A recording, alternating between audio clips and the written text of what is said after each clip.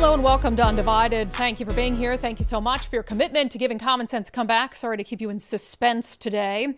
We've got a really, I think, important, unique interview on the show today. It's interesting to watch social media already lose their minds about it. Some conservatives on social media, why would you platform a transgender teen athlete? It's like, why would we not?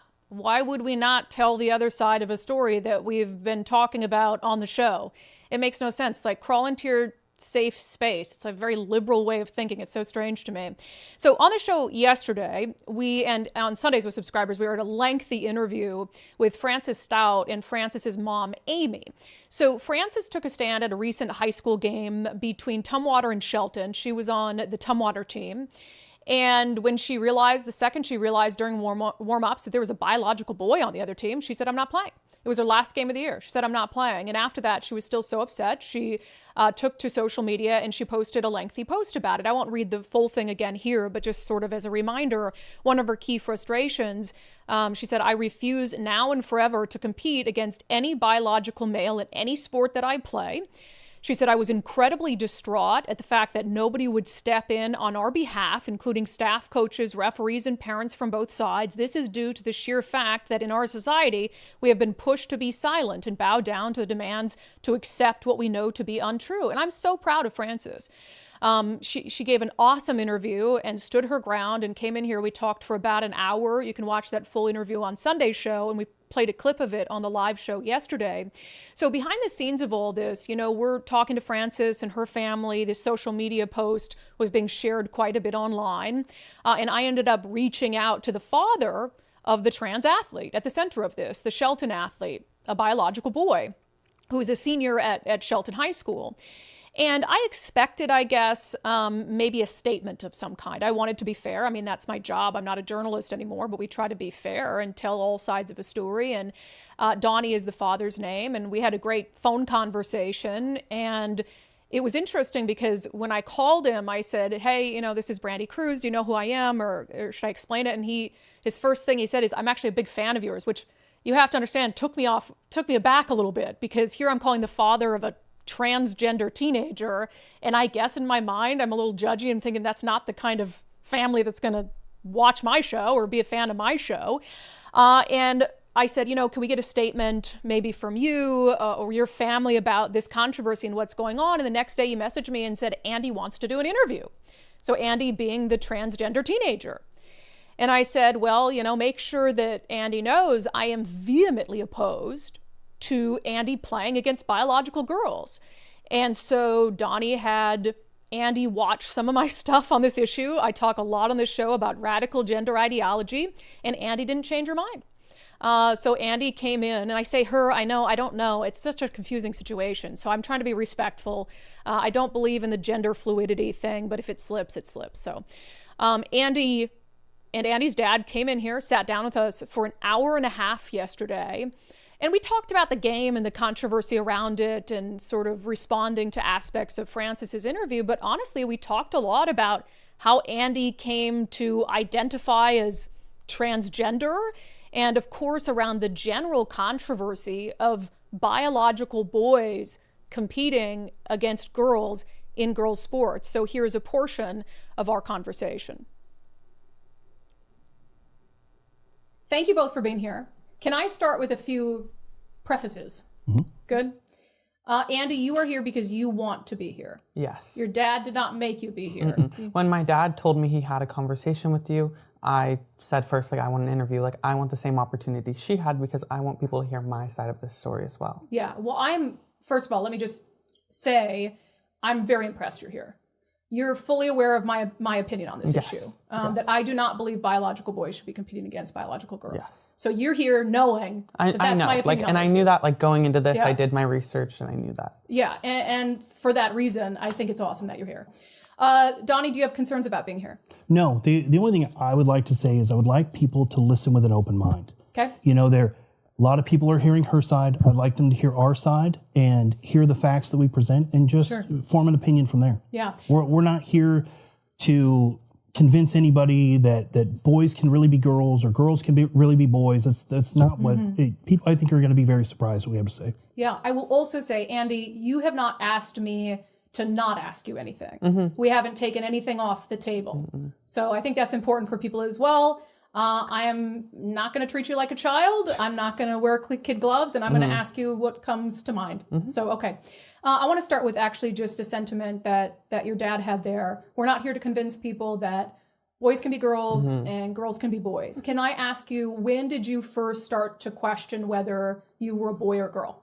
Ever since I was a young age, I've always been more into girl things. That's just like how I was, no matter, like I just was never into like monster trucks or anything. Like even at 4 years old, I'd rather pick up Barbie dolls and play with them. It was just something that I don't know, that's just how I've lived my life. It's just how I've always been. Does that make sense? Like just something I've always just drawn more to. Nobody forced it on me. Nobody was like, hey, why don't you try playing with these instead of like your monster trucks? The actual official transition, so to speak, was, I believe, second grade. Yeah. Second grade? Yeah. Okay. When I was growing up, you had tomboys. You had girls who, I was one of them. I'd be in the mud. I'd be out at the farm doing things, and like people would call me a tomboy. And then you had feminine boys, some of whom have grown up to be gay. Yeah.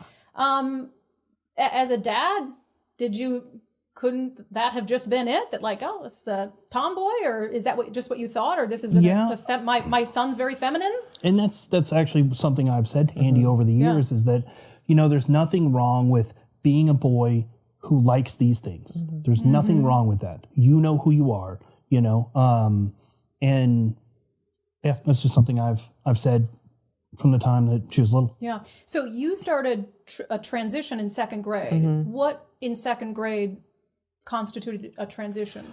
It was mainly my mom. She told me, she was like, this is an option for you, and explained it to me, and it was something that I just kind of was like, yeah, like that makes sense. It's so hard to explain. Well, how old is a second grader? 7. 8 years old. And really with transition, it started with some clothes. It was just like clothes, growing her hair out, things like that. In my mind, my response to that is that's indoctrination. I mean, a 7-year-old, I'm sorry, I maybe, I'm out of line here, but saying, hey, you can start to be a girl essentially. You don't feel like that was put into your mind at 7 as opposed to just moving on and being a feminine boy? In a way, I have thought about that, and I've thought that there's sometimes where I think back and I'm kind of like, oh, that was actually really young. Like, does that make sense? It does. It's something that ever since that moment though, like I've never questioned it. Does that make sense? Like even getting into doing my own more education myself, like even in middle school, when I do more research about it, it was something I never like questioned. Should you question it? I mean, I have in ways. I've thought more deeply, like, am I really just a gay man? But I think about like being I am a boy. Like there's no way around that. That is biologically forever. And I've thought like that I've never really agreed with it. Like that's not who I am. Like I've always enjoyed, like I enjoy putting on a dress. I enjoy doing my hair. I enjoy doing my makeup. Your boy in second grade is all of a sudden like wearing dresses and I'm going to be a girl. As a dad, weren't you like, hey, that's too early? All I really have to say kind of on that, and some of these things are hard to answer. Yeah. I just wasn't in a position to be able to question anything. And that's just kind of where I have to leave that because, when we start talking about my family, one thing I've strived to do, I've had custody of my kids for 10 years now, okay? I've never talked bad about their mom to them. I've never approached things that would potentially poison their relationship. I respect that. I think people can jump to some pretty obvious conclusions why a man in the state of Washington was awarded custody of his kids. So from there, really trying to dive in and question things when you have temporary custody orders and so on, you can't do that because the state will take your kids. So as you go on, I mean, it started, you said, in second grade with just like, hey, dresses or whatever. Have you had any medical or surgical interventions? No, nothing. No hormones, nothing. Nothing. And so you said earlier, I am a boy. This process didn't come without its hard red lines for me. And one of those is the transition or the transgender, the hormones, the surgeries, all that stuff. I wouldn't do it. You would not ever consent to that? No. Did you want any of that? It was something that, another thing my mom had mentioned to us, and me and my dad did go to a doctor's office, and we did have a conversation with that, and my dad told me that like he wasn't going to let me, which was fine. I really wasn't upset about it because I understood where he was coming from, because those surgeries and those hormones and stuff, they alter your life forever. Yeah. And even today, as I am an adult, is something that even I question if I'll ever do, because I don't feel the need for it. Does that make sense? Well, this is really, and this is important. You mentioned you just turned 18. So you are a senior in high school. And we'll talk more about that. And I think that's the only reason I'd ask you some of the questions I'm about to ask you. If you were a minor, I probably would not. But you're saying that you know and believe that the hormone therapy alters someone forever. In this state, and I hate to say this, Dad, I'm sure that Andi already knows, you could get hormone therapy without your father's consent. You could have been doing that for 5 years. Well, and I know that, and my friends have mentioned it to me. They're like, you do know you can do this, and I'm like, but I don't feel a need to. I don't feel. No child should, one, feel the need to go behind their parents' back. Two, it's not right. I think it's an adult's decision. It's a very big and major decision. So, I mean, this is a debate we're in right now in Washington State and at the national level. So you don't believe that someone 13, 14, 15, 16, 17 should be able to get gender hormone therapy without their parents saying, yes, go get it? No, and I even think like any form of medical consent at 13 is just so like, why are you getting anything? Whether just like aside from anything gender changing, why are you doing anything behind your parents' back at 13? You shouldn't feel the need to, and it just doesn't feel right to me. Did you hear that, Senator Jamie Peterson? I'm going to be sending this interview to your office because it's a unique perspective, and you can't come back and say, well, that's a hateful position, because I mean, you're living it. If they are so big on wanting kids to have that option, maybe 17. But even I wouldn't have done it. I would never have done it as a kid in any time. Yeah. 17, 16, 15, 14, 13. God, no. You know, the fact that you're an adult now is important, because I believe in liberty above all else. I believe in individual choice and people living their lives in a way that makes them happy. So I have no care or concern for the fact that you want to identify physically as a woman. I mean, you do you, like, live your life and whatever makes you happy. My only hesitancy then is the issue of, I don't believe that kids should be able to consent or even get surgical intervention. Sounds like we're in agreement on that. It's where your desire to live as a woman interferes with other people. And that brings us to athletics. And like, I will never force my lifestyle down on people's throats, because I wouldn't want it done to me. Like, nobody, like the same for religion. Like, I may not be a religious person, but like, I wouldn't want a religion shoved down my throat, and you wouldn't want the way I live my life down my throat. And like you said about how like you may not use she, her pronouns, at the end of the day, like, I'm not going to sit here and I'm not going to shove it down your throat and force you to use it, because I don't live my life that way, and it's wrong, in my opinion, to shove the way you believe down other people's throats. So that brings me to the obvious question, which is, why are you playing against girls? And that's something that I've just always done. Like, it's something that ever since I started playing basketball in like 4th grade, it's just always what I've played, and I've never had an issue until this game. Yeah. Well, and like, my goal was never to make anybody uncomfortable in any way. And I didn't even realize Frances had an issue until I got yelled at the game. Had I known she had an issue, if she had had a conversation with me before the game or their staff, like, I would have sat out. My last thing I want to do is make anybody uncomfortable. I don't want to take anything from anybody.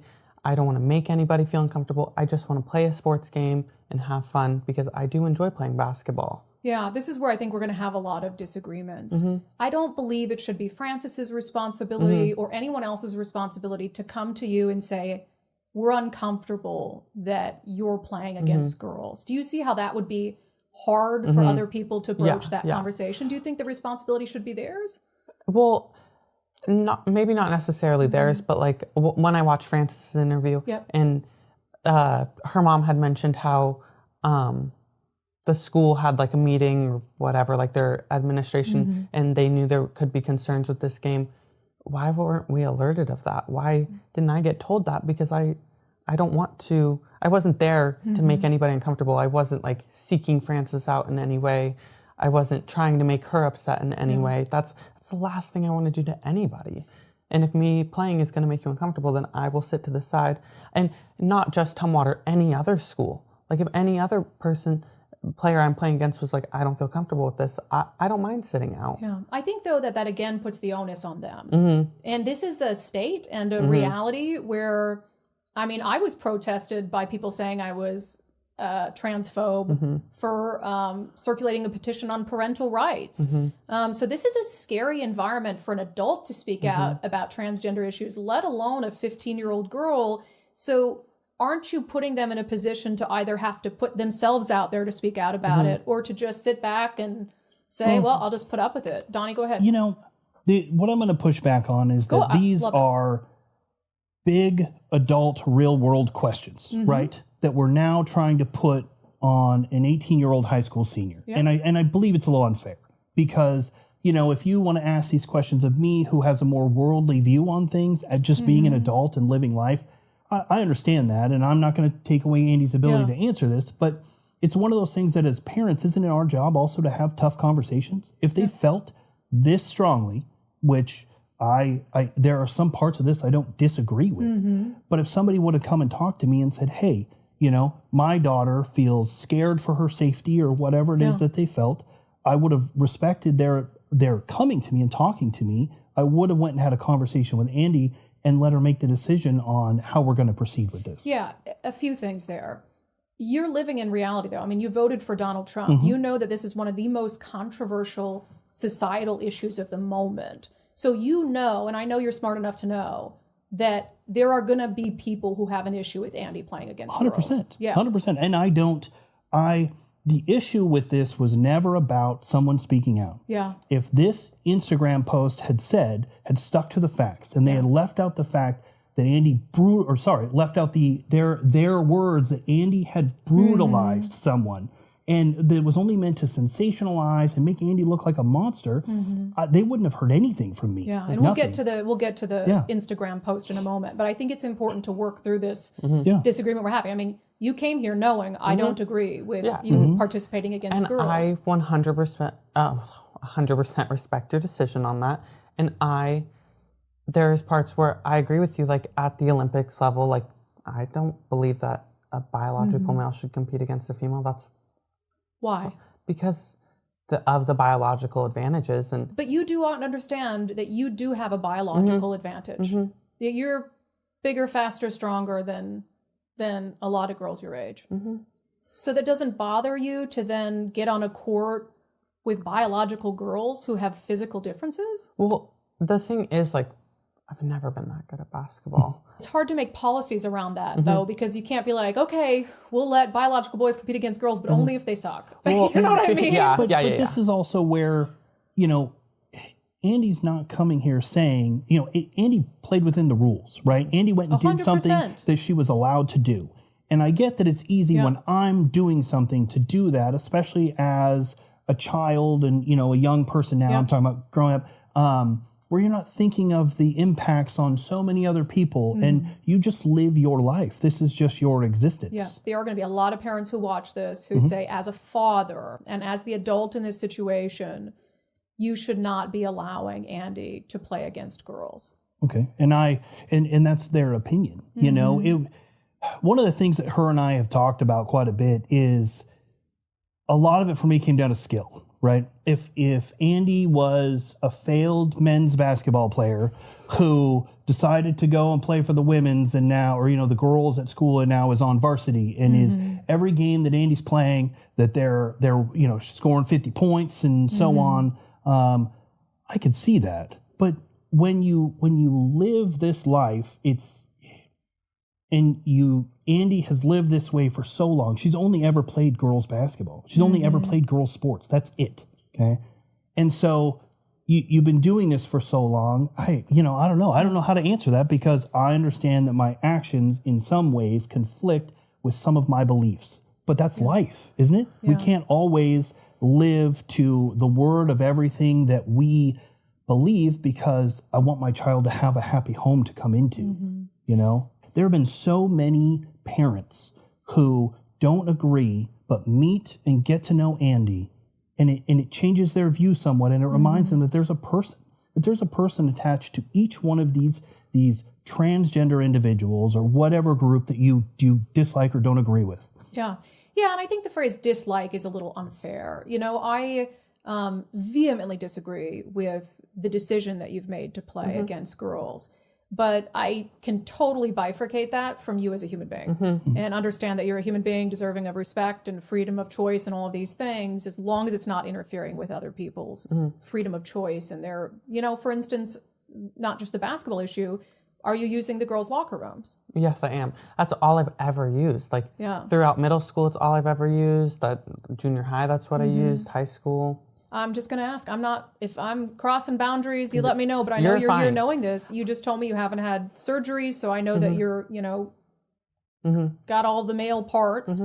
Do you see how that might make girls uncomfortable in a locker room? And that doesn't bother you? Well, and it just like, if someone's uncomfortable, I want them to voice that or say that to a staff member. I've never had people, like I've never had issues. Like when I change into the locker room, like I usually will change into a bathroom stall just because like I don't want people staring at me. I'm not looking to stare at anybody. I'm just there to change my clothes and get out of there because I don't want to look like a weirdo. That's not my intentions being in there in any way. Yeah, but again, you're putting the onus on them to speak up. And I'm sorry, I remember how awkward and quiet I could be in situations. It's hard for a teen to say, like, this makes me uncomfortable, especially knowing the societal implications of that in a state like ours. So I feel like maybe if that's one area where I think you haven't thought it through, and I'll just make that assertion, because I can tell you're very thoughtful and smart, is you're putting a lot of onus on your peers to tell you they have an issue with you being in a locker room with you playing with them. Do you think that's fair? I don't really know. It's such a complex thing. I just wish that, like, because if I had an issue with anybody, I would tell somebody. I would say something. Like, even when, like, I've had friends who constantly make jokes about how I am. Does that make sense? And I would voice that to them. I was like, I get it. Like, you're trying to be funny. I'm a funny person. I make jokes about it. But when it just keeps going and keeps going and keeps going, like, I'll voice that I'm uncomfortable by it. Dad, you see what I'm saying? And I do. And it would be dishonest of me to say otherwise. It's, you know, I actually brought up the bathroom issue to her. You know, I wanted to talk through some of the, you know, I knew this would be a serious interview. I knew there'd be serious questions. And, you know, here's a question we could face. And I said, but in the end, when we don't really know how to answer it, you know, these are things that I recognize that I know Andi. I know this situation right here. So it's easy for me to say, you know, you as an individual aren't posing harm. Right. On the other side of that, you know, the state of Washington, you know, where before this wasn't really an issue, there might have been trans people that go in, but it wasn't. Yeah. It wasn't a big issue. But they passed this law, and now it allows any weirdo who wants to put clothes on to go into a bathroom. I will 100% acknowledge that.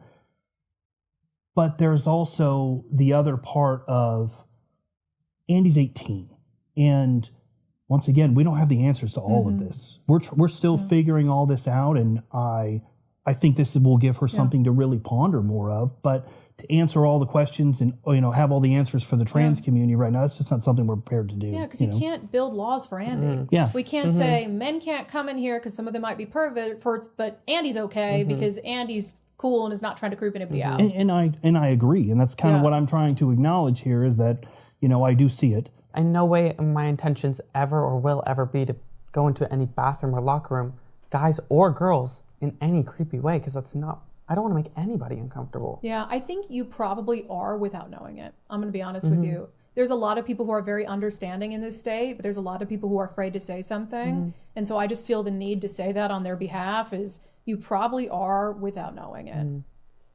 So that is a small part, I will say, of our conversation with Andi Rooks and Andi's dad, Donnie. We have another hour or so that we're going to be airing on Sundays with subscribers this week. A lot of it specifically around what happened at the Tumwater-Shelton High School basketball game. And also we get into what's happening in the state of Washington. One of the things I found fascinating that you heard there, so Donnie is a conservative Trump voter, which is just fascinating as it is. And Andi, you heard there say that Andi says, I don't agree with gender hormone therapy, with surgical interventions, and does not believe that kids 13 plus should be able to make those decisions without parental consent, which Democrats in our state are going to have a meltdown when they hear that. That Andi thinks that's ridiculous. So there are some elements there. It's just a fascinating sort of thought-provoking thing. As I pushed back many times, I don't believe that Andi should be playing against biological girls. I don't believe that for a second. I don't believe Andi should be in the girls' locker room. I was very impressed, I will say, that both of them were willing to sit there and answer my questions and take my pushback, knowing my position on this. So we have a lot more to this interview. One point I want to make, because I think it's fair to make publicly, we had the interview with Frances Stout, the female basketball player who decided to sit out her last game of the year because of Andi's presence there. The one big issue that Donnie said got him as a father so upset by Frances's social media post is this paragraph here, where Frances said, during a Tumwater High School girls basketball game on Friday, a biological male from the Shelton High School opposing team was brutalizing my teammates using his biological advantage to clearly and intentionally overpower high school competition. So Donnie says that's what set him off, to send a series of messages to Frances's mother, some of which he regrets, but it was the brutalized that he really took issue with. And I argued with him in the interview that we'll air part of it Sunday. It's kind of a matter of opinion. I mean, that was Frances's opinion, that it looked like Andi had brutalized a girl on the court. But that really is what bothered Donnie, is he said it's painting Andi as some sort of monster or whatever it is. I hope that you found that conversation interesting. I absolutely found it a fascinating interview to conduct. Again, if you want to become a subscriber, hear the rest hour or so of it, you can sign up, undividedpod.com, undividedpod.com. It'll be on Sundays with subscribers coming up this Sunday, so check that out. One of the things I will also say, social media is ridiculous. Conservatives on X have lost their damn minds, some of them. I mean, really, truly. There's a couple interviews I posted out that we were going to be doing this interview, and just a couple of the comments I read. At will be read. Nope, hard pass. You honestly can't help yourself. Maybe people are right and you're a liberal hiding in conservative clothing. I'll pass on this. For someone who doesn't have children, that's pretty rich. You don't have a child in this fight. So it's like, okay, yeah, but I'm on the same side of the issue as you. It doesn't mean you can't sit down and find value in talking to one of these trans athletes and in questioning them, asking them hard questions about what they're doing. Another one, LOL, Brandi, you're giving this mentally ill kid a platform to validate he can change his sex. You are part of the problem when you do this. Am I though? I don't think so. Why are you interviewing this is my favorite one. Why aren't you interviewing the girls who were affected? Why is no one interested in what they think or feel? Yeah, we did an hour-long interview with the girl who was affected, and that's why we did this interview with Andi. So it's just people lose their minds, but if you don't see some value in having conversations with these people you vehemently disagree with and really pressing them on their ideology or their actions, I can't help you. I mean, it's something that Daily Wire does really well. Michael Knowles will do these sit-downs with transgender people or transgender activists, and he'll just very calmly explain to them why he doesn't agree with their worldview or what they're doing. And there's a lot of value in challenging people on their thought process. And I think there's some elements there where Andi and Donnie were clearly trying to think, like, even Donnie said, I just know Andi. And I know Andi's not a pervert, or Andi's not trying to bulldoze female athletes. Andi's not even good at basketball, didn't score a point in the game. But as I pointed out to Donnie, you can't make laws like that. You can't make laws to say, boys aren't allowed in girls' spaces unless they really suck at basketball, or unless they're not perverts and aren't going to try to expose themselves to someone in the locker or whatever. You can't make laws like that, because who gets to pick and choose who sucks enough to play against girls or whatever it is, or who's not a pervert and gets to go into girls' spaces? And you could see and kind of hear Donnie struggling with that a little bit. So I thought it was a very sort of honest and open dialogue about some of these issues that they're clearly wrestling with as well. And I will say, although I disagree with the assertion, I mean, Andi says, I'm a boy. Andi knows that he's a boy. But Andi prefers to dress like and try to appear like a girl. And obviously, I just, if you're 18 plus and Andi's 18 now, you do you, as long as you're not interfering with other people's ability to excel and to feel safe and secure and all of these things. But Andi is certainly not an example of someone with some sort of extreme mentality of you will accept me and you will forego any sense of reality.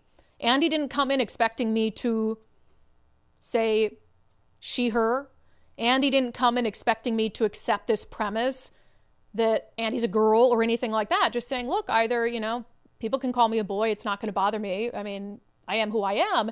So I just thought it was a really interesting conversation. Again, we have another hour of it that'll air on Sundays with subscribers. So definitely check that out. Yeah, but to the just lame people on X, how could you do this interview? It's like either you've never seen an interview that I've done or you really need a safe space. So just go ahead and crawl back into it.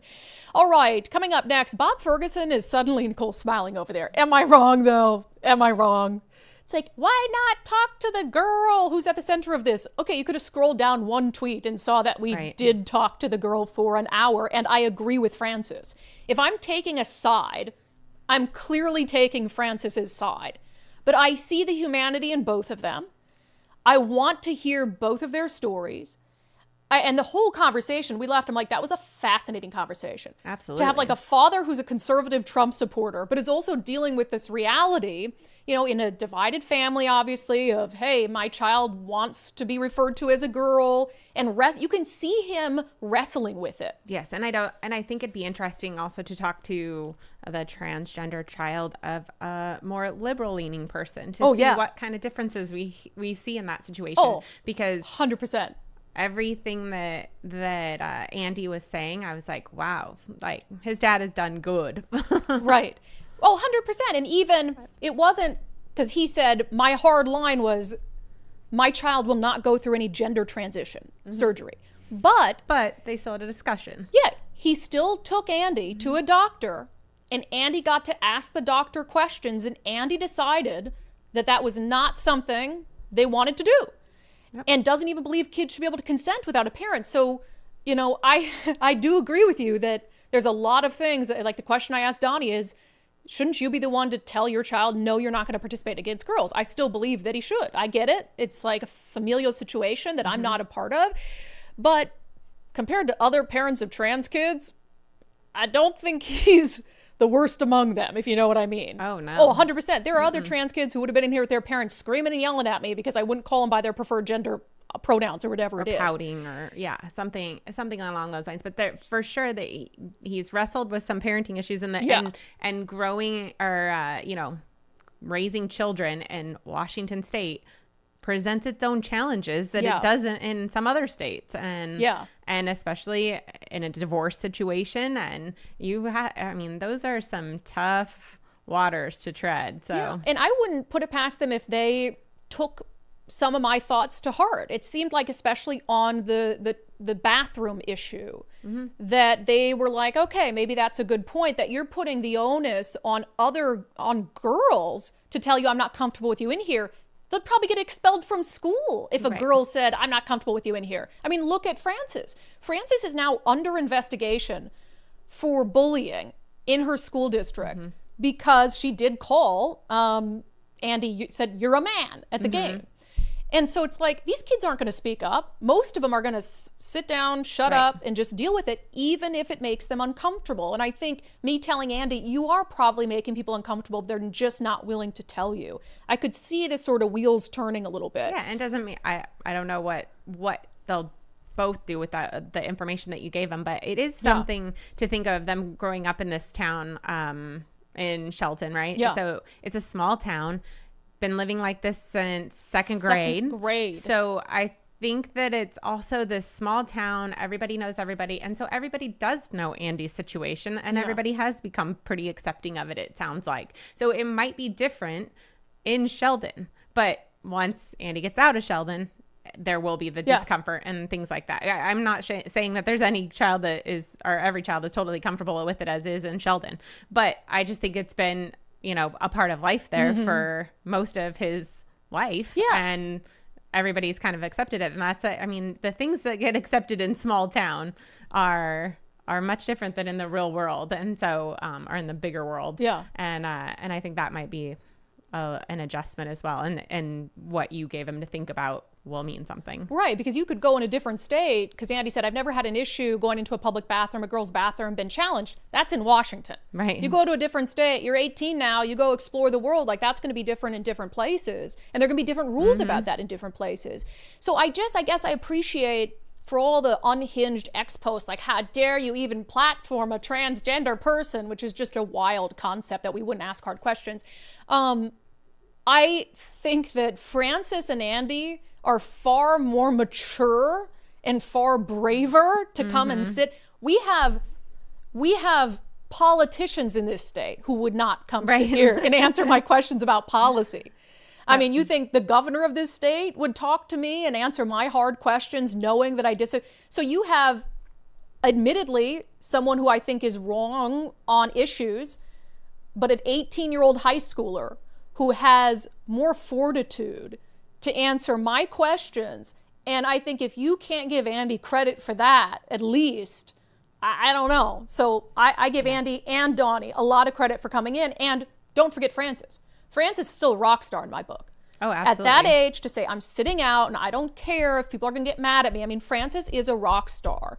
And Frances is on the right side of this and on the right side of history. And both of them, though, have been let down by adults in their lives. Yeah. Not necessarily, not their parents. I'm not saying the parent or the adult sitting next to them, but the coaches, teachers, schools, the legislature, politicians, all of them have let these kids down because they've confused them. And Andi's been living like this for years before this transgender issue has really been a thing. So Andi was just living life, and then this got to be crazy because we've lost common sense. And Andi's, I'm boy, but I just want to live as a girl. Yeah. Okay. Well, and Andi even says in the interview that's airing Sunday, I don't think we played the clip here, that the they-them thing is crazy. Right. Andi does not understand it at all. And we talk about this radical gender ideology in schools. Right. Donnie's like 100%.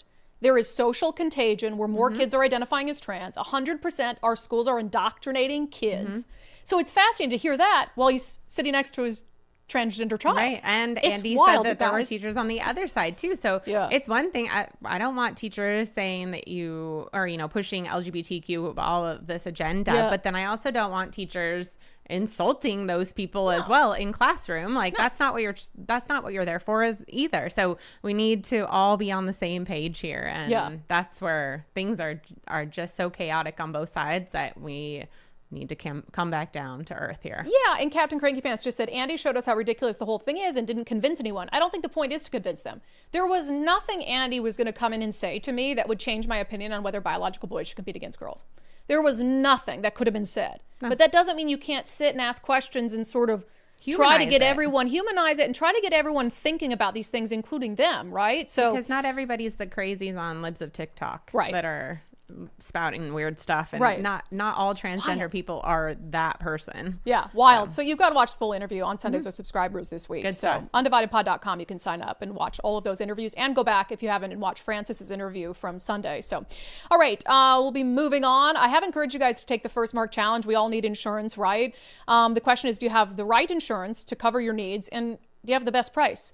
If you're out there freewheeling it, doing it on your own, the answer is probably no. So why would you not take the First Mark Challenge for free and have them take a look at it for you? That's what Eric did. He said he'd been managing his own policies for decades. He says, I was of the school of thought, why do I need a middleman when I can work directly with the insurance companies myself? He said, the people at First Mark quickly showed me the error of my ways by saving me over 30% on my auto policy and a whopping 70% on my homeowner's policy. Not exaggerating either. He says, I now tell anyone I know who's dealing with changes to their insurance to give First Mark a call. I did, and I'm truly richer for it. Love it. Love that. Firstmarkinsurance.com, firstmarkinsurance.com. The very best part is they work for you. Okay, I want to revisit something that Governor Bob Ferguson still gives me the shudders. Governor Bob Ferguson said during his inaugural address. He struck a very bipartisan tone, you'll remember, pledged to work with Republicans on a slew of issues, including on this. Senator Braun, where are you, Senator Braun? There's so many faces in front of me. Senator Braun, I hope to work with you to adopt reasonable limits on the governor's emergency powers. We can do that together. Look at the Republicans stand up. They love that. So I love that too. We spent 2 full years advocating aggressively for emergency power reform, while dictator Jay Inslee, during the pandemic, had a state of emergency for 975 days. 975 days. It was insane. And our emergency powers laws in this state they do allow him to do that with not a lot of pushback. And that was just wild. There were a couple Democrats in the midst of it, right, who were pushing and trying to work with Republicans to reel it in. I mean, Senator Mark Mullet was one of them. Of course, he's no longer in the Senate. The number of reasonable Democrats has dwindled significantly. So Bob Ferguson came in as governor and said that, and it sounds like he's making good on it. He put this out on X. Last Friday, my policy team testified in support of Senator Keith Wagner's bill to limit the governor's emergency powers. To maintain a strong democracy with co-equal branches, the legislature must be a check on those powers. Okay, all right. So what does this bill entail? So this is Senate Bill 5434, and it has bipartisan sponsors and co-sponsors. I mean, I even saw Manka Dingra's name in there. Senator Manka Dhingra is supporting emergency power reform? That's interesting. So while emergency power reform was being debated back during the pandemic, and while Jay Inslee was hundreds of days into his state of emergency, there were variations of what that would look like.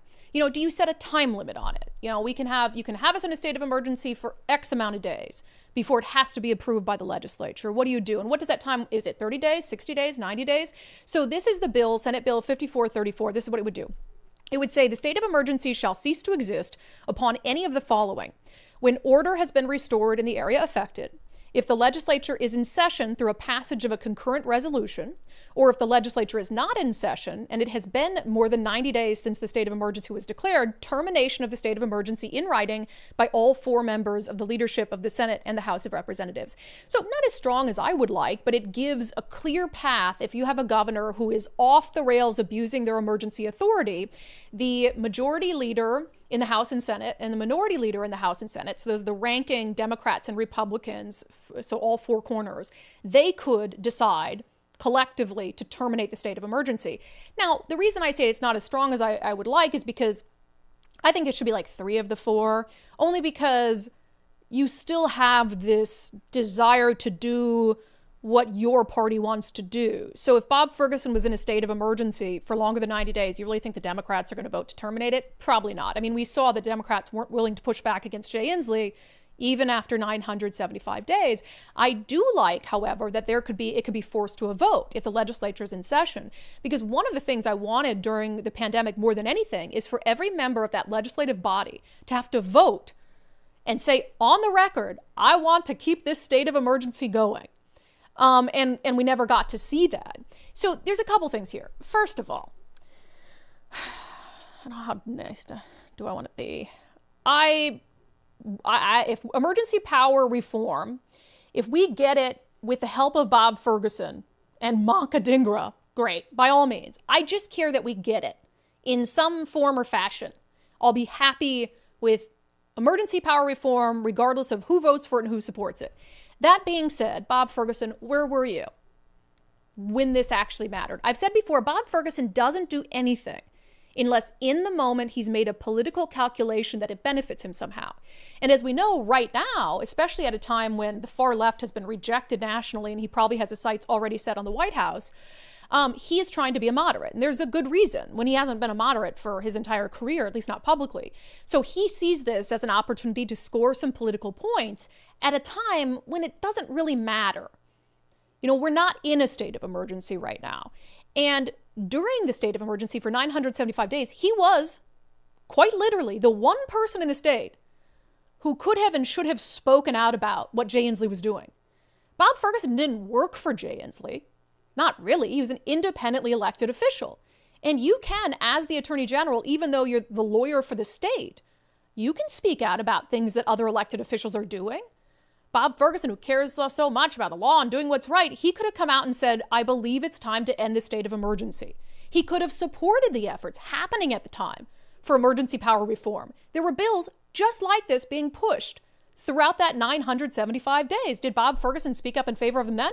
No, of course not, because it wasn't popular at the time. It was a governor of his own party. The pandemic had drawn these clear political lines. He couldn't be seen as taking a side with the Republicans during COVID. Oh my gosh, God forbid.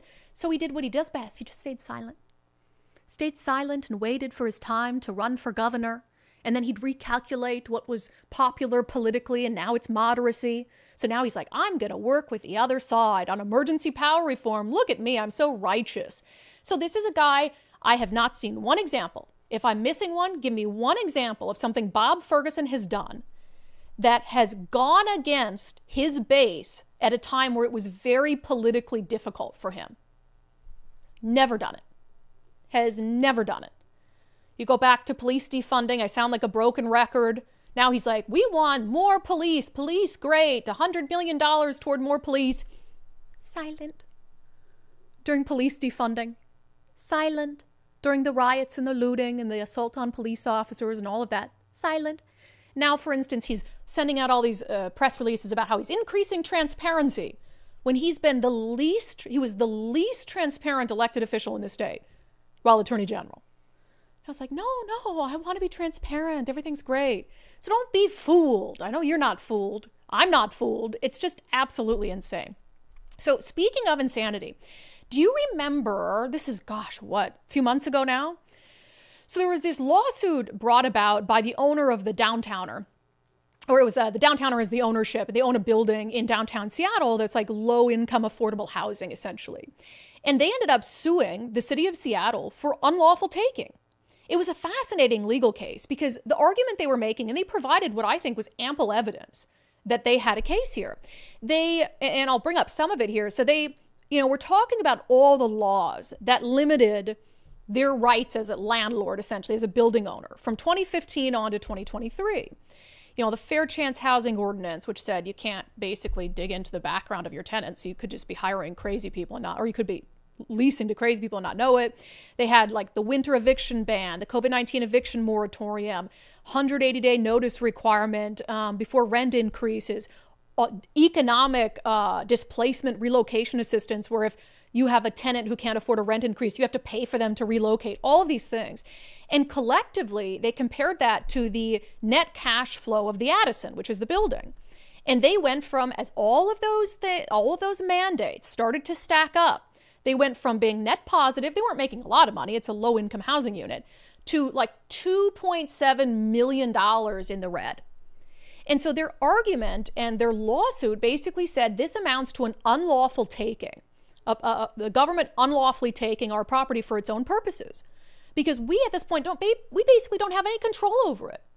You have put so many restrictions on us as a business owner. We can't profit, we can't even break even. We can't even decide who's going to be in our building, how we get them out, when we raise rents. So they're like, this is an unlawful taking of public property or private property.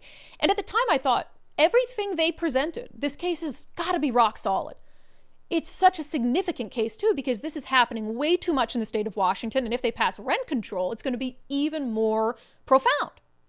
Well, guess what a judge did? Dismissed it.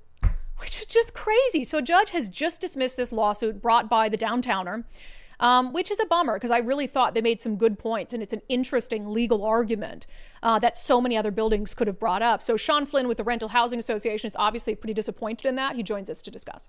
Sean Flynn, welcome back to Undivided.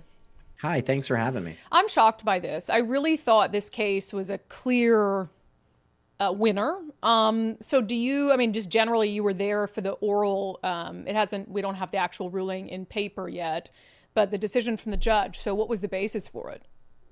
Well, it's interesting. A lot of the briefing and the oral argument actually revolved around this notion of a statute of limitations. that the judge in the end did not dismiss the case on.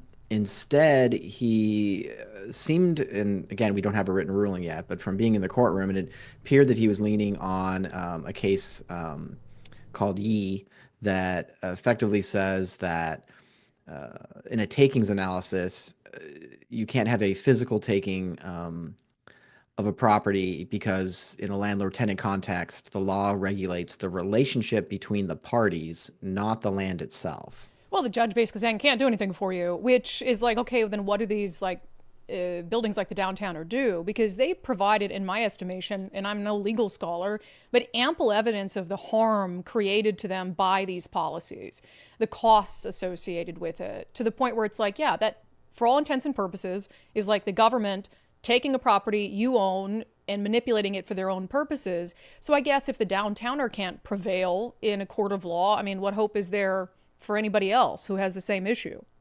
Well, yeah. Well, I mean, we don't know yet because we haven't seen this through an appeal. This case was probably always going to go to appeal anyway, so this is the route we took. But I think that generally speaking, I think what one of the key takeaways for this, for me is at least, and I think for my membership, is it is very difficult to prove something is a taking or is a violation of the Constitution. The case law, I mean, it's a really heavy lift. RHA has done a lot of this work over the years. And I have to remind people all the time in our legal defense fund meetings that bad policy is not unconstitutional. The legislative branch, the city government, the state government, right, can make really bad policy that really hurts people. That doesn't mean the court's going to overturn it, because that's not where that decision is made, right? The decision really, so we have to be careful to be searching for political answers in the courtroom when really these issues are political in nature. And what we need to do is we need to inform lawmakers who can actually make changes and vote accordingly. If we don't like the policies the government is giving us and we think it's bad, we need to convince our fellow citizens to vote a different way. And the danger, I think that in the United States, we have this feeling that, oh, the court will set everything right. Well, yes, over a really long term, yes, that is the truth of the American system, and it's the greatest system ever created because of that fact. Over time, it will set things right. But in the meantime, a legislative body can do a lot of damage with bad policy. And what we need to do as citizens is vote our conscience, and if we don't like the way things are going, let people know at the ballot box. Yeah, but I mean, we just had Seattle voters pass social housing. So It's like, 50 million. I don't think voters are there. I think voters in Seattle at least love it.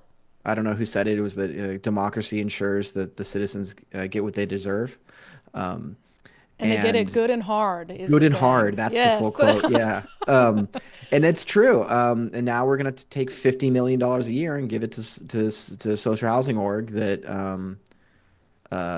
in my estimation, doesn't have a lot of experience at building or operating housing. So we'll see. It'll be a grand experiment with $50 million of taxpayer funds. Wow. Well, and can't we just then shelve the rent control thing? You know, if Seattle passed this and they're doing it, and Seattle's the voting body that I guess would be most likely to want rent control. I mean, can't we just let them do their social housing thing and leave rent control alone? Is that a possibility? I would hope so. I'm not sure. Certain senators that in Olympia feel that way. So we'll continue to have to fight rent control, even though we're forking out $50 million a year to social housing. I've got to say though, Sean, and you and I have gone back and forth about this kind of offline as well, where I've been like, gosh, they're going to pass rent control, are they? I mean, they gave it a hearing the first day of the session, and there's been all this maneuvering. I think Bob Ferguson's going to veto it. You know, I would hope that Governor Ferguson sees the damage that this can do. You know, I know that you and I maybe don't agree on everything around our new governor, and that's okay. Yeah. But he is our governor, and on housing, look, I support our governor. He wants to build, right? His goal is what, 200,000 net new units, not units. That's net new in in his first term, right? There's no way that that gets done if rent control passes. So I'm Correct. hoping that he sees this and understands the danger that this is to the state and what the damaging policies we can, how damaging this policy can be. And if it passes, we're not getting those units. That's just the bottom line. Yeah, so he can choose to live up to a campaign promise, or he can choose to push through what is a really radical policy. But I feel more and more some of the things he's done that he'll veto it, or he'll try to stop it from getting to his desk to put him in that position to have to veto it. And I'll tell you what, Sean, I'll mark my words right now. If he vetoes it, I will say something nice about him. Okay. Hey, well, we're gonna. This is being recorded, so I'm gonna play this back at the time. And here's the thing: like, love him or hate him, and I know that people have strong feelings about Governor Ferguson, the state. Everyone agrees he's really smart. I mean, the guy's really smart. True. And so he's got to be smart enough to see that this is a terrible thing, and we hope he vetoes it, or hopefully his party doesn't bring it to his desk. I love it. Yeah, and I'll say something nice about him with no caveat, with no but. Okay, so that's what we're going to do on the show. So I believe in him on this issue. I have faith. So Sean Flynn, we appreciate it, and we'll track that other case as it goes through appeal. Awesome. Thanks so much. You heard that, Bob? If you want, me saying something nice about you without a caveat that you can play on loop as you fall asleep every night, just veto rent control. Or let's not even get to that point. Talk to Democrats and say rent control is a real stupid idea. I mean, I can't even tell you how bad things will get if we pass rent control in this state, for the love of God. So we do that segment with Sean every week. Sean is with the Rental Housing Association of Washington. If you are a small to mid-sized landlord, really important that you become a member of RHA, because they can help you navigate this crazy situation that we're in. And they're also down in Olympia advocating for you right now. So rhawa.org, rhawa.org. All right. So I was just like, absolutely so shocked and happy that so many in the mainstream media have chosen to fairly cover our fight to maintain parental rights. Let's talk about it in our segment, Unbelievable.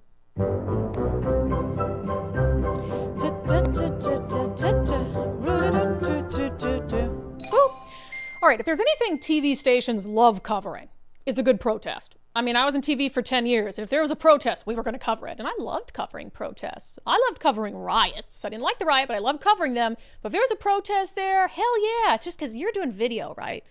So that's just great video for the news, people protesting, whatever it is. So if there was a protest happening, we were going to get a camera and a reporter there. And, there's been a lot of protests since Donald Trump took office. So Fox 13, King 5, Como News, Cairo 7, they have been all over the place covering protests everywhere. Save Civil Services rally in Seattle. Seattle federal workers rally against Trump administration layoffs. Seattle rallies to join protests to reject Trump policies and Musk influence. Democratic activists target Elon Musk with nationwide protests over sweeping federal cuts. Seattle protesters rally at South Lake Union Tesla store against Elon Musk. Seattle area federal employees rally as Trump cuts national workforce. Seattle area rallies Monday address federal cuts, government overreach, healthcare. So they're out there.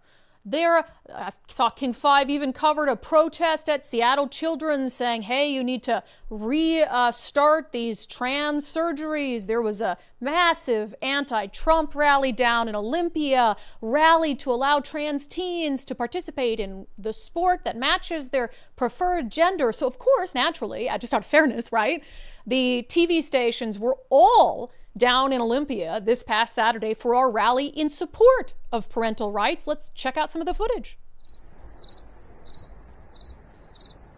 No, can you play it again? I'm sorry, there was something wrong with that clip. Let's check out the footage. Oh, that's right. None of them showed up.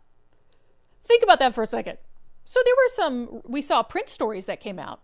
Not one of the TV stations came. So they were down there for the anti-Trump rallies. They were down there for the We Support Mutilating Kids rallies. They supported the We Support Men and Women Sports rallies. Elon Musk. They even went to the protest at the Tesla store. And they went down to the protest at the Federal Building. They were at the protests about federal cuts, Save Civil Service, anything anti-Republican, anti-conservative, anti-Trump, anti-Elon, pro-extreme gender ideology. The TV stations are there. Not one TV station covered It was Our cold, rally. Brandi. It was real cold. Oh my God, was it cold? And it wasn't cold for any of these that have also happened in the No. last week. I mean, it's a long drive. It's a long drive, Brandi. It's We did it on a Saturday. They so tell everybody on could get themselves. there. You're even going to go cover the protest at the Tesla store. That's a more important protest than hundreds of parents rallying in the rain to support parental rights at a time where it's absolutely under attack. Right. Not a single TV station. And you wonder why I left mainstream news. It's because that's the kind of shit that happened every single day. It's wild. It's like, we have to cover this. I always say it's not the bias sometimes of what you choose to cover. It's what you choose not to cover that really reveals your bias. I will say on the Unbelievable. print, just to give the Seattle Times, they mentioned your name this time. Wow. Usually they just, didn't Gave I you a host a little rally shout out. that they wouldn't mention my name? Yeah, they did not mention your name the last year. And so this year, you got a little mention. Let me guess. It said conservative podcaster. You know what? I don't remember what it said. I always love how if you're I a see. conservative anything, right? They absolutely have to put conservative. But you never see like, liberal TV host Rachel Maddow or whatever it is. Liberal, maybe it's because that's built in. If you're a member of the legacy media, liberal is just built into it. So if you're anything That's besides that, probably it. conservative, right? Yep, so it's just, I'd be shocked. Are you looking at it right now? I'd be looking at it. shocked if they didn't say some sort of conservative. I'll give them a little round of applause. I quoted you on the your miracle. It's going to take a miracle. Miracle from heaven. Okay, you look for that. Okay, yeah, I'm looking for it. But anyway, I do think it's funny how the Olympian, I think, covered it in the Chronicle, and they both said hundreds show up for this rally, and the Seattle Times said 150 people showed up for the rally. It's very specific. And like, not hundreds, 100. Yes. Okay, wait, 99 people showed up for this rally. It's funny though, because at the rally, I posted most of my speech, but I always make a point to say something about the media. Like they're going to cover this unfairly. It's reverse psychology. I mean, I really think that if you tell them, like, basically, we're watching you and we expect you to be unfair, there's a small little part of them that's going to take a little greater pains to, like, try to be maybe somewhat fair. So there's a reason I always do that. All right, you can look for what? Did they take you? Oh, no, there it says. Oh. Political podcast host. Oh, I'm shocked. There you go. I don't mind being called a conservative podcast host. I think I've finally, found myself in that camp. But it's the unfairness there, where they have to label one side. Like if you search the Seattle Times for instances of right wing versus left wing till the end of time, Right. but they never call anything left wing. So it just shows their bias. Yeah. It's absolutely ridiculous. Interesting. Okay, we'll get to some national news first. A lot of people assume the housing market is slow right now, and it's certainly not at like the peak it was at the beginning of the pandemic when things were absolutely nuts. But our friend Wes Jones with sellwithwes.com says the real issue right now is low inventory. So that actually makes it a really advantageous time to list your home, and homes that do hit the market are selling quickly due to pent-up buyer demand, and there's limited options out there. So sellers are facing less competition, and the spring market is already kicking off. So if you're looking at what's the timing here? So if you list now, it allows sellers to kind of get ahead of the increased competition that will come as this spring market is in full swing, so to speak. So February, March, May, these are top months of the year to list a home. So just a few things to think about. And of course, if you have a home that's properly prepared, it's ready to go, good marketing, all of those things. And if it's priced correctly, those are the homes that are performing the best. So those are all things that Wes Jones and his team at sellwithwes.com can help you out with. Wes told us that 2025 is shaping up to be a strong year, and he's definitely optimistic that 2025 is going to see a boost of activity over 2024 in the housing market. So sellwithwes.com, sellwithwes.com, a better way to sell your home. Wes really loved our rendition of Happy Birthday for him, by the way. He posted it. He called us angelic. My voice is angelic. I've always found it interesting that I think I have a pleasant speaking voice, right? Or else I probably wouldn't have a job doing this. But my singing voice is atrocious. It's not the worst I've heard. I mean, but it's not great, right? I'm not going to win any awards. I'm not participating at a karaoke contest. Well, you only get so many blessings in life. That's true. And I have brains, beauty, elegance. Did I mention beauty? Did I mention brains? Yeah, I got all those things. Yep. Humility. Not allowed to have a great singing Yeah, voice so too. The Lord had to take something away from me. Yep. And that was it. That was it. All right. In some national news, I had to talk about this because I want to say that our show is one of the first places he hinted at this. Is that fair? I think it was. So Sheriff Chad Bianco down in Riverside County, California, he came on our show to talk about some of the nonsense public safety policies down there. And this is like on the outskirts of Los Angeles. And he came on our show and we loved it. We had him on Sundays with subscribers. He's such a common sense, normal guy. Well, he has now announced officially that he is running for governor of California. Over the past 36 years, I achieved and lived my California dream. Unfortunately for my kids, destructive policies, political agendas, government overreach and regulation, radical activism, and special interests have turned the California dream into a nightmare for millions of Californians. Yeah. Today, we fire up the machine that will restore the promise to all Californians that the dream is still alive. I believe California is in desperate need of an honest, ethical, moral governor with integrity whose only interest is to serve all of Californians.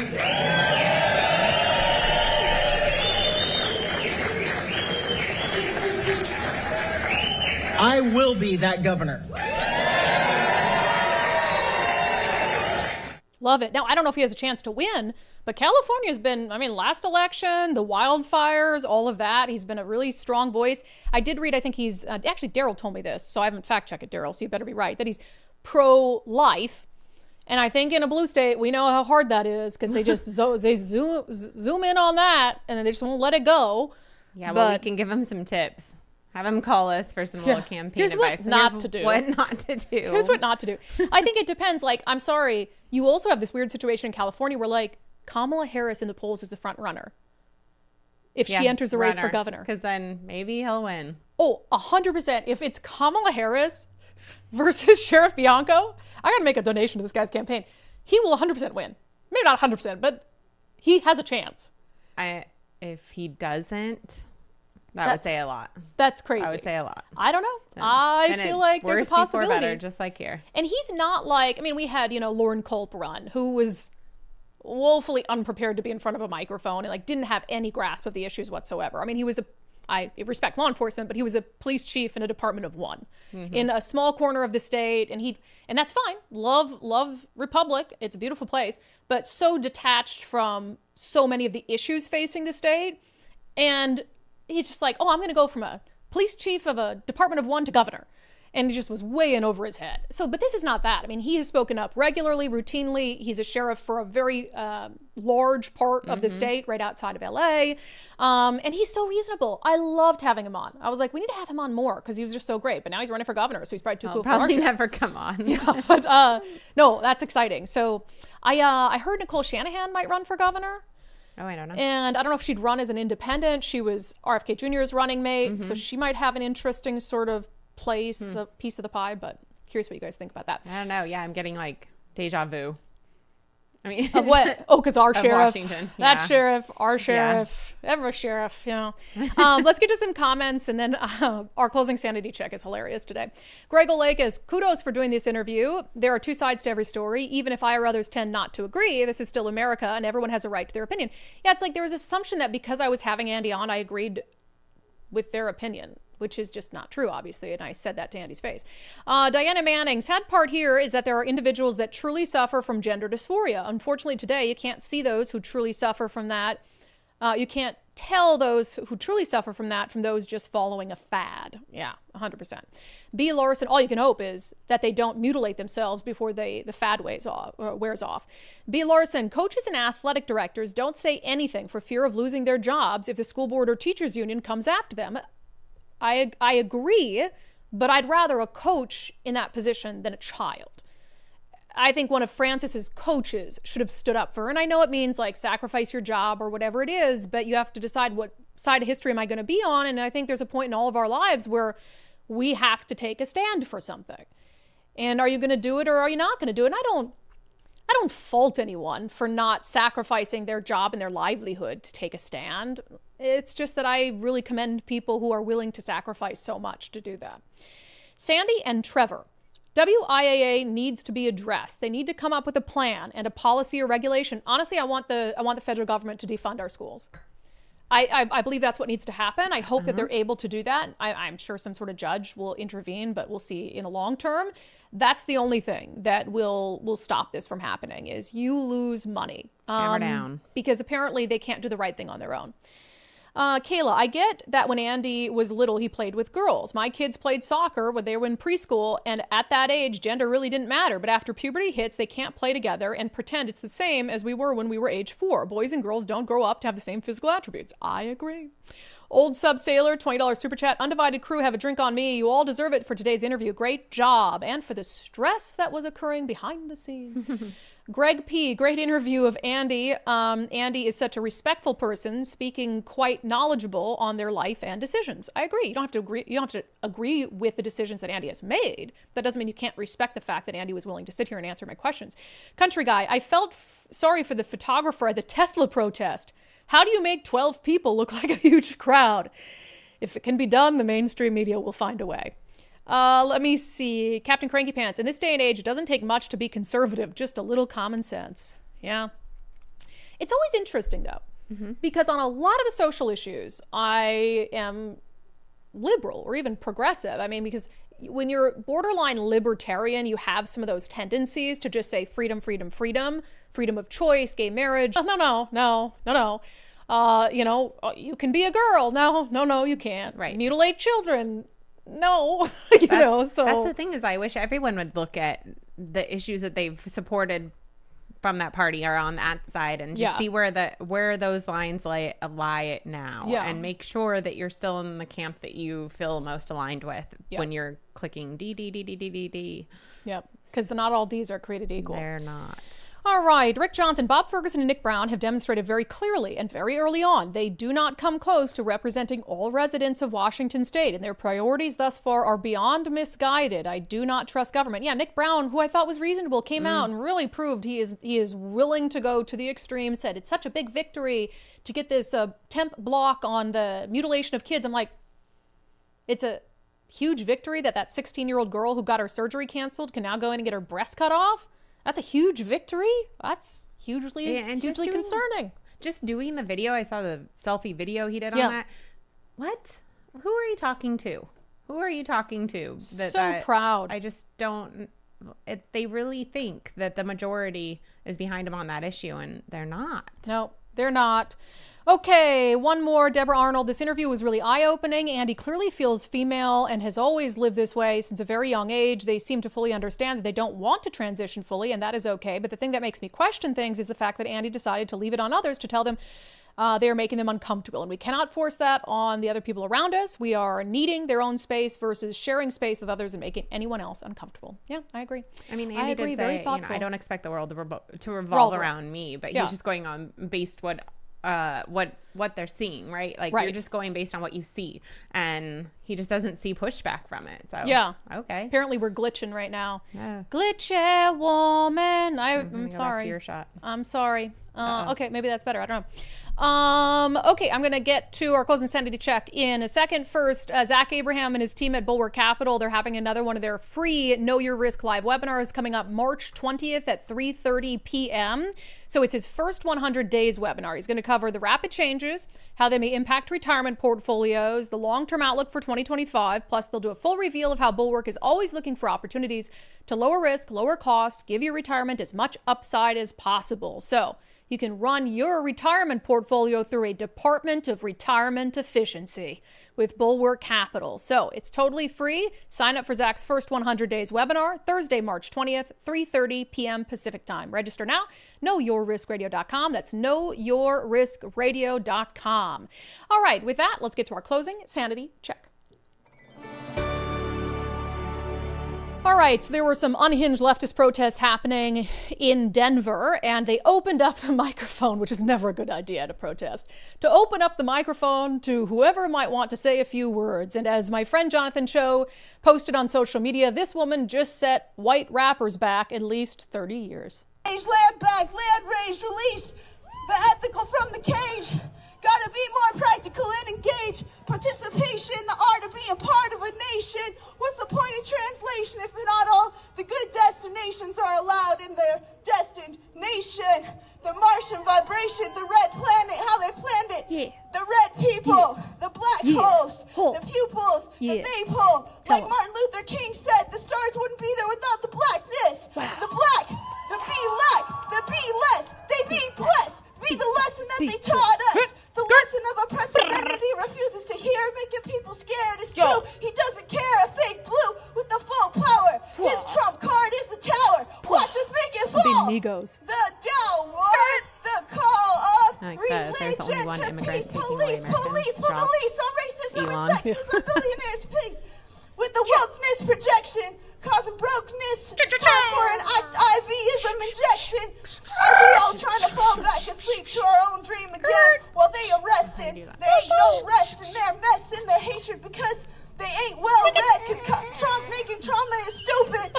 It's mostly them that do it. Full life's been melting ever since we made police the heat they beat for greed. But it ain't agreed with me. I ain't your agreement. Yeah. It's time to defend. The coup must end. May the left meet and make amends. My peace to religion. Or my religion is peace. It's not pretend. Ah, didn't quite stick the landing there. You get my Migos? You know, they just make, it's Migos, right? Just makes random noises.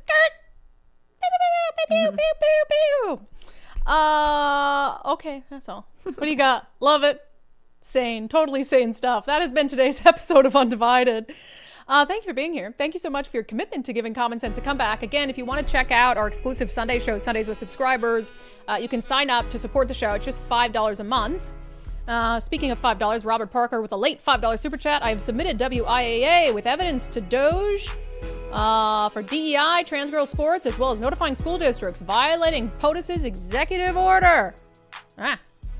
Yeah, sign up to support the show. undividedpod.com, undividedpod.com, and you can go back and watch Francis's interview from Sunday, and then watch the rest of our interview with Andi and Andi's dad, Donnie, this Sunday on Sundays with Subscribers.